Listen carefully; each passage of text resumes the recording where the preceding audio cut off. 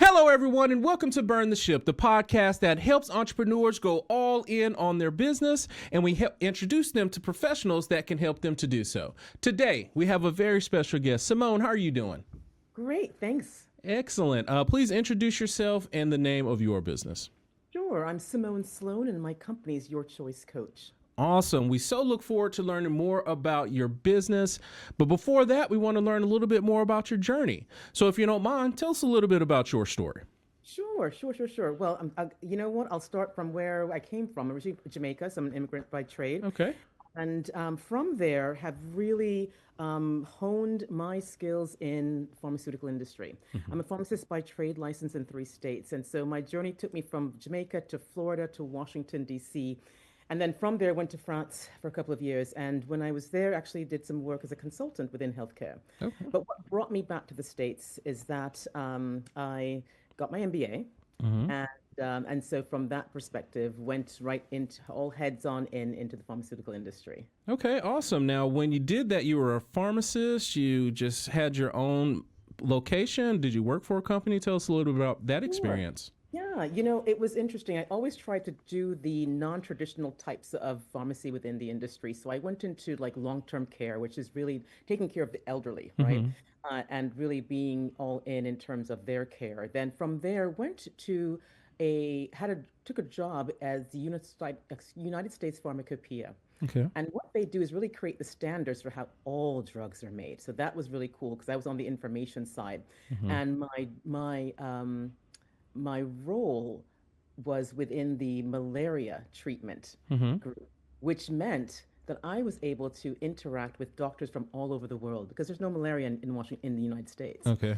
So I was engaging with doctors from the UK, Canada, Africa, and so that was a really exciting part of it. And as I developed and honed my skills into that space, end up being thought leadership and people asking for my opinions around certain treatments and things of that nature for that disease. Okay. So and then from there, that's when I said, okay, I wanted to get some more broader experience and went to France. Now, getting there was interesting Okay. because I went there initially and did not have a job. So I was trying to talk about building relationships and networking and really cold calling folks and getting meetings so that Mm-hmm. way people know you and then they can endorse you when you go over.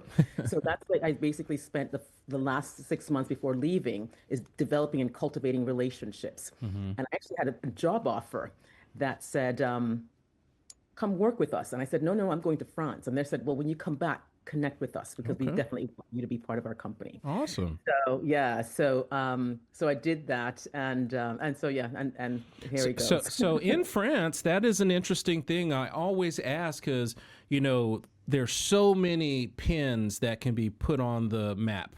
What made you choose to go there? Do you have a history there? What made you do it? You saw a book when you were young and said, I'm going? That's interesting. It was really the language I was in love with, Mm-hmm. the food, the people, and so it was just another opportunity for us to kind of to explore and to live in another country, Mm-hmm. right? That's Mm-hmm. not the U.S., it's not Jamaica, and it was very far, from that perspective. So, Yeah. yeah, just stepping out of my comfort areas and going somewhere else. I remember my sorority sister was like, "Are you nuts? What are you doing? You don't know anybody there." And I said, "Well, let me. You Yeah. have to explore." Yeah. And so I just went all heads in, and so it was a good experience. Yeah, makes a lot of sense. For yourself, it's a different type of journey anyway. With me, like I've been here in the United States, you came from another country early, so it's not like it was your first time anyway. You had already broached that bridge, so it's not like it was new to you. So after France, you came on back. Tell me about the trip on back. Yeah. So I said, it was really that time and experience because I ended up working with global leaders within the various organizations, so from pharma to automotive to healthcare. And it really just expanded my horizons in terms of abilities and professional, journey and what I wanted to do. So I decided to apply for MBA school and got in. and went to Howard University, and so that's where I kind of honed on those skills. And then from that, had the opportunity to on the business side within pharma. Hmm. And so it was interesting as I think back to it, when I think about my journey, I went into pharmacy, but knew that I wanted to do something different within the industry. And so it kind of manifested itself Yes, in that yes, way. yes, yes, yes. It's a different type of journey because when I was reading, the bio, doing my research, I saw pharmacy on there. I was thinking, compounding drugs in the back, just providing what we need every single day. But you were on a different aspect of it. Now, in this particular journey, I know, the pharmaceuticals, the medical industry, but I saw a little bit about how you were helping to teach as well. Was this during that period, after that period? Tell me about that. Oh, so I'd come back to the States, and there was a lovely opportunity to, with under the Bush administration, and they had a program called SES, which is basically No Child Left Behind program. I don't know if you remember that Mm-hmm. at all. Mm-hmm. But really, what is an opportunity to work with tier one schools that had that basically needed support from K to 12th grade in math and language arts and English and things of that nature. They had ESOL, English as a second language learners and things of that nature. So actually founded the company Your Choice Tutor, Mm-hmm. and in it was located in Miami, Florida. So we had Broward County, Dade County, which were at that time the largest public school districts within the U.S. And so here I am working my full-time job and doing operations and CEO work for the tutoring company. So Okay. we had about 50 tutors, 100 students. And so really had some great boots on the ground in terms of managing those districts and managing the tutors. So my role was really interfacing with the principals, Mm-hmm. Department of Education at that time, and really ensuring that our curriculum aligned with what they were wanted to do, but also ensuring that the tutors were doing what they were doing, so that way we could get the move students the needle, show the KPIs that we wanted to do, and have sustainability for our program. So that lasted for about a good 10 years Okay. in You terms of you were doing how both for 10 years doing together? both. Oh my Absolutely, goodness gracious. absolutely. Now I thought I was we flying for my business and all over, yes. in terms of that. And I used to remember one time I'd had a meeting, and it was like a snap meeting that the district called, and they needed me to come down. So I flew down that morning, stayed there all day, and then flew out at night and went back to my normal job. So talk about the hustle, I'm telling the you, that's what I was skill. about to say. I said I thought I had Simone on here, not Superwoman, flying around because that has a lot of responsibility because it was not like you didn't have a major position in the medical space there, and you were providing something that is highly important, trying to get these students going on the right track. So you did that for 10 years. What happened after that 10th year? Well, unfortunately, the funding for the program was taken away. Hmm. And it was a great program. And as a result of that, the students' parents couldn't really afford the program. And so everything kind of, went by the wayside. We did pivot into in other areas and to it in terms of, oh gosh, what do you call it?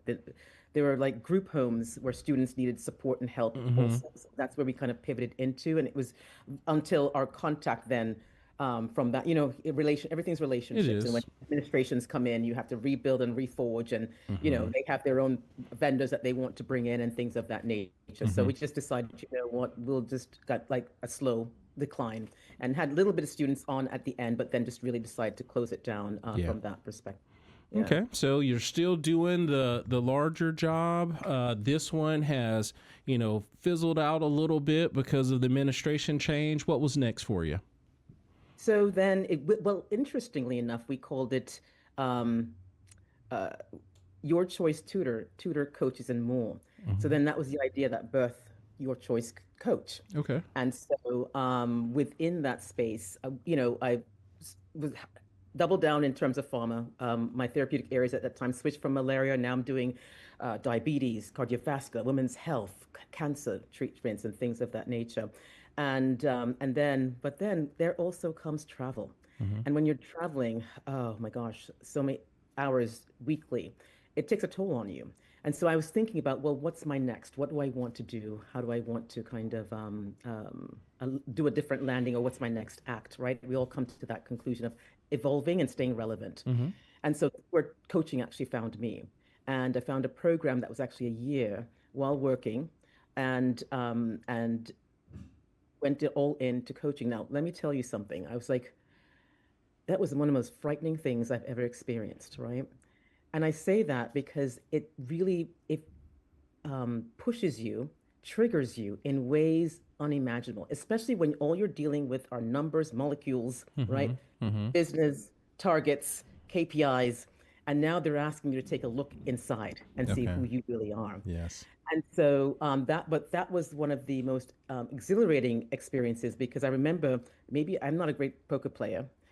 So when they asked in the first day who wants to leave, maybe I had a face on me that was terrifying, and everyone kind of looked at me. Yes.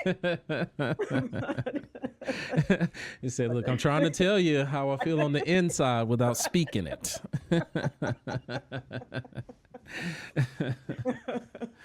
So, but I said, you know what? I'm here for a reason, Mm-hmm. and so I'm going to stick this out because somehow this is a journey and a path I'm supposed to be on. Yeah. So I stuck it out, and it was one of the best experiences I've ever had. Well, nice. Well, it seems like for yourself, you're always forever getting educated on something and continuing to build on yourself. So now you have pushed through this course, and it is time for a change. Simone, do you mind sharing with us? Was there an event that happened that made you say, you know what, I am just going to go all in on this and just be a coach? Was there an event that happened there? I wouldn't say an event per se. It was just maybe a feeling. Mm-hmm. And in terms of one being on a hamster wheel and wondering, okay, what's next and where am I going and how am I impacting? And Mm-hmm. just knowing in the insides that you have an opportunity to work with folks and move and have greater ripple effects. I'm always into the ripple effects and helping other people. Mm-hmm. Listen, corporate's corporate. We've all kind of gone through that rigmarole, and you see the good, the bad, and indifferent when it comes to cultures. And for me, really, when leading teams, the questions I'm always asking is who are we and how are we leading, right? KPIs will come, but how are we representing each other? Mm-hmm. And so I think one of the defining moments for me is that when you've been in the company for a while and your team's telling you we don't really know you. Okay. And so you're kind of like, well, what? I've done all these things. What are you talking about? But then when you sit back and reflect on it, it's like, who are you as a person and how do I connect to you? Mm-hmm. So I Mm-hmm. took that approach in terms of the next meeting, and rather than talking about numbers and projects and who's doing what, I introduced myself or reintroduced myself in a way that, and shared things that enabled people to kind of connect. And that's when I saw, after that experience, the feedback coming back to me and saying, oh, thanks for sharing that. I really, was able to connect to you and blah, blah, blah. And so I was like, okay, this is good. So the next time I said, okay, let's start doing these little spotlight shares where we start sharing more of the team. And then I Mm-hmm. saw the energy shift, how Mm-hmm. people were engaging differently with each other. And so those were like those little micro moments that really kind of had a bigger impact on Yeah. me. And Yeah. so, yeah. Yeah, that makes a lot of sense. I can see what you mean. Had a specific approach, but then it more like a human approach. It's not necessarily just these statistics and what we're going to do. How about the people that are providing these statistics and doing the research? So now you are gotten your coaching bug going, and you're about to get ready to jump into it. Tell us all about your coaching business and how you're helping people out here. Sure. Well, now being in those meetings, leading and from the corporate side and business side, I said, okay, you know what? My approach of coaching was all about ontological, the study of being and how we show up as human beings with each other and Mm-hmm. for ourselves. And so really leaned into the emotional intelligence work, cultural competency, communication, personalities, and within that, the overall cultural and like your organizational culture, right, dynamics. And so that's where we really hone in on to one, provide the executive coaching, training, right? We also do a lot of culture work within organizations from that perspective. And at the end of the day, what are we helping you do? It's for the individual, it could be gaining more clarity, decision making, but really and truly, it's building trust, connections, and collaborations, right? Mm-hmm. That's really the piece because trust is the foundational piece for highly effective teams, and it's been proven research wise, right? Mm-hmm. It's also about engagement, especially when you only have 15% of people feeling engaged in your workplace. that's a problem because what's the other 85 doing, right? Percentage doing. Yeah. And so you really working towards building community, building relationships, building team and camaraderie. And that at the end of the day is worth much more because you are going to hit those KPIs, but it's how you're going to hit the KPIs. Yes. Now, when you are looking at those clients or those individuals that are, need your services, what are some of the things we can keep an eye out for to refer you over to them? Sure. My manager can't communicate, Okay. right? Can't, they're not communicating, communication breakdowns. Or there's a huge conflict between two different groups or two different managers or people within the team. I work siloed, meaning you're on a team, but you're really not. You're working as an independent contributor to something, right? Hmm. But you're not really doing cohesively from that perspective. Also, micromanagement. They're always on top of me. And that's indicating to me is that there's a trust issue or they don't know how to delegate because they were promoted based upon their individual contributor skills. And now you're asking them to lead a team and a totally different mindset, totally different set of skills that are needed from that perspective. Gotcha. Now, when in your experience, maturity level of the business that you are helping, is that younger businesses, ones that are in the middle, or is it mature businesses? Tell us what that looks like for you. Well, we look at team sizes, right? And I look at team sizes from that perspective. And we want to have a culture where culture can get sticky and we can provide support in different areas. So we're looking at team sizes between 40 and 400 employees. We have gone as low as from COVID, though, has kind of broken the mold in terms of what that looks like. And we've gotten folks from at least a team of four to teams 15, 20. So from that perspective and how we've come in was really from one of the culture pieces, because when they're small, the smaller end, that's when they're looking at forging culture. What does that mean? How do we start working more effectively and getting, and cohesively? And then when you're kind of larger, then you're looking at, okay, they're managing teams now, right? That requires a different level of skill sets in terms of how do we communicate? How do we motivate? How do we influence, make decisions and bring people in from that perspective? And of course, when you have remote teams and hybrid teams, that becomes also tricky because there's a different level of skill sets that are needed also to manage and ensure people are on the same page doing what you need them to do. Yeah, it makes a lot of sense. I definitely appreciate you creating the framework of those clients that you're helping. And inside of our talk, you talked a little bit about a topic, and I want to get you to expound on it. And it was emotional intelligence. Can you please explain, first of all, what that means to the audience, and then how can that be a benefit focusing on that segment? Sure. When we talk about emotional intelligence, right, it's really how are we building relationships with each other, with yourselves? How is they call it executive presence, but being perceived and received in those moments. How do you think? What's your mindset and what you're talking to with yourself? But more importantly, too, how does stress play in terms of you handling the level of stress, triggers, anxieties, right? To handle all the other aspects of how we make decisions, relationships, and and when I'm talking about relationships, it's around also in terms of having a level of empathy, right, around it as well. So that's really what emotional intelligence really is for me is what's the relationship with yourself and what's your relationship with others? Hmm. Nice. Now, I definitely appreciate you highlighting that because a lot of times people miss that part of it. Like you said, they're so focused on the end goal, they don't think about how can I make the team feel great to help us get to that end goal. So that is the very thing that I wanted to make sure that you highlight. Now, I definitely appreciate you sharing with us about your journey, about your business, how you're out here helping people.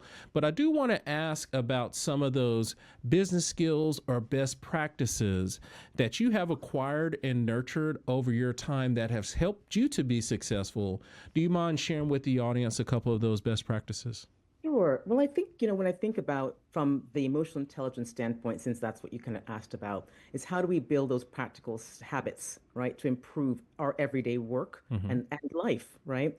And I think the first thing is we always get into, or some of us, right, in terms of getting into strong reactions and how do we react when we are feeling very strong reactions. Hmm. This is the opportunity to pause before responding.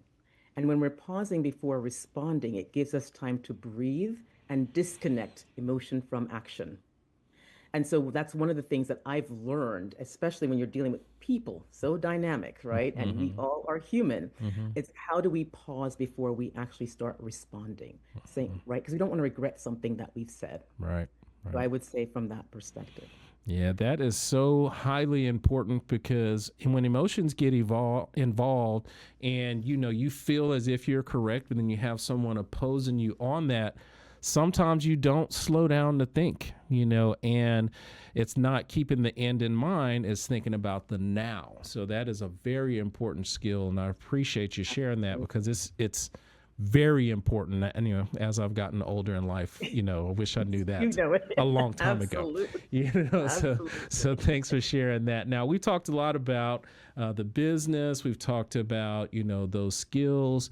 Now I want to talk a little bit about yourself. So let's just say that the business is coming along well. You're making sure everyone has that emotional intelligence and they're pausing before they react. And time and money is not an issue at all. What is it that you would do with your time? Yeah, one of my favorite things, I love nature and I love hiking. And, as I was thinking about that question, I thought that last summer, actually, I climbed Mount Kilimanjaro. Oh, And so nice. I did 5,000 meters in the air, Mm-hmm. 10 days. Loved it. It was Okay. a very, I would say, not an easy experience, but it's an experience. Mm-hmm. And so that kind of um, got me excited about what other summits should I be doing around the world. Mm-hmm. And so that's one of the things that I'm looking at as I'm moving forward as to what's my next summit? What's my next Kilimanjaro that I'm going to be climbing? Yeah, that's an awesome goal. Now, have you started the list of what are the possibilities? What's higher? What's in the top one, two, and three? Do Oh you my have that? goodness, they're tough. Okay. But there's Le Mont Blanc in France, and I think that's a little bit lower than Mont Kili. Mm-hmm. Aconcagua, which is in Argentina, and that's much higher. I think it's like 25. Mm-hmm. And so, yeah, I just have to pace myself and see what's Figure it out. next and what's doable. Yes. How long do you train for that, or do you just work out regularly, or do you have to train to do that? You know, when I was on Kili, I'm going to tell you, if you're in your 20s, I had someone like tell me, "Oh yeah, I heard about it a week ago, and I just decided to show up." And I was like, "Wow." Yes. Yes. Yes. Yes. Yes. But Yes.